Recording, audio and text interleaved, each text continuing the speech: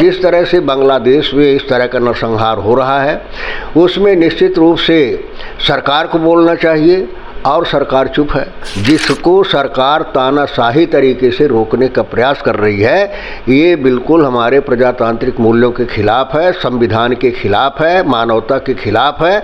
और इस तरह की कार्यवाही जो सरकार, जो जनता की चुनी हुई सरकार है, वो जनता का प्रतिनिधित्व करती है, किसी पार्टी का नहीं करती है, उसके पार्टी के माध्यम से अगर तानाशाही रवैया अख्तियार किया जाता है तो निश्चित रूप से दुर्भाग्यपूर्ण है। नमस्कार, सोशल संवाद में आप सभी का स्वागत है। आज हमारे साथ कांग्रेस के पूर्व सांसद राजमणि पटेल जी हैं। सर, सबसे बड़ा सवाल कि राहुल गांधी जो है कि आज संभल जा रहे थे, तो उनको यूपी पुलिस ने गाजीपुर बॉर्डर पर रोक दिया और वो संभल नहीं जा पाए। कैसे इस पूरे मामले को देखिए?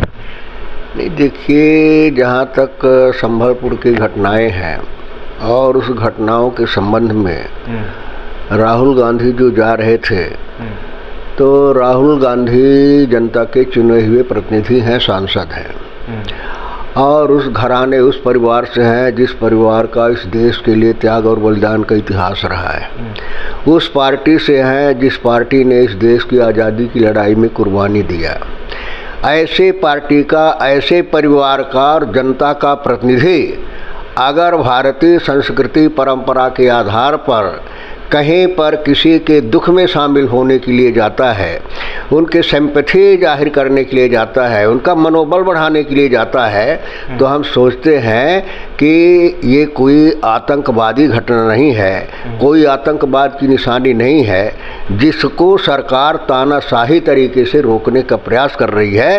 ये बिल्कुल हमारे प्रजातांत्रिक मूल्यों के खिलाफ है, संविधान के खिलाफ है, मानवता के खिलाफ है।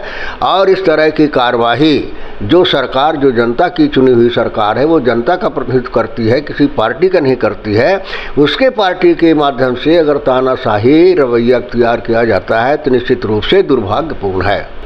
सर, दूसरा सवाल ये है कि बांग्लादेश में हिंदुओं के ऊपर लगातार अत्याचार हो रहा है।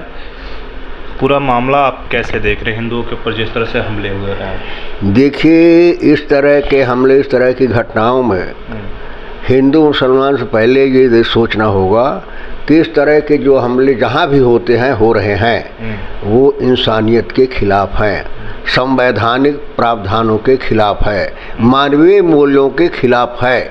इंसान की पहचान होती है, इंसान पहले होता है, और इंसान के नाते उसका समाज और देश के प्रति, अपने धर्म के प्रति क्या दायित्व होता है, ये महत्वपूर्ण होता है। और ये व्यवस्था किसी भी देश के संविधान में है। और जो संविधान अपने देश से हटकर के भी दूसरे देशों में, जहाँ मानवता का सवाल है, मानवता सर्वसार होती है, जहाँ इंसानियत खतरे में होती है, वहाँ सबको, अपनी सरकारों को भी अपनी पक्ष रखने का, अपनी बात कहने का हक अधिकार होता है। और जिस तरह से बांग्लादेश में इस तरह का नरसंहार हो रहा है, उसमें निश्चित रूप से सरकार को बोलना चाहिए, और सरकार चुप है।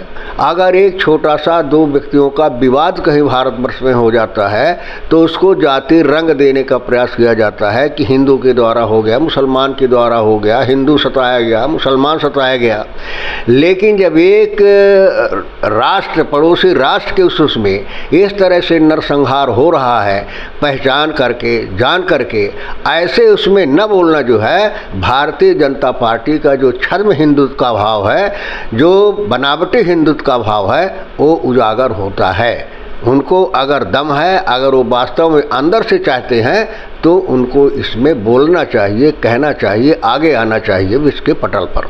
आज हेमा मालिनी जी भी संसद में बांग्लादेश का मुद्दा उठा और हेमा मालिनी जी भी बोली, आप किस तरह से देख रहे हैं? नहीं, जो भी होगा जिसमें इंसानियत होगी, पार्टी बड़ी नहीं होती है, इंसानियत बड़ी होती है, राष्ट्र बड़ा होता है, मानवता बड़ा होता है, उसके बाद कोई पार्टियां आती हैं। तो इसको मानवीय मूल्यों के हिसाब से देखना चाहिए, मानवता के हिसाब से देखना चाहिए।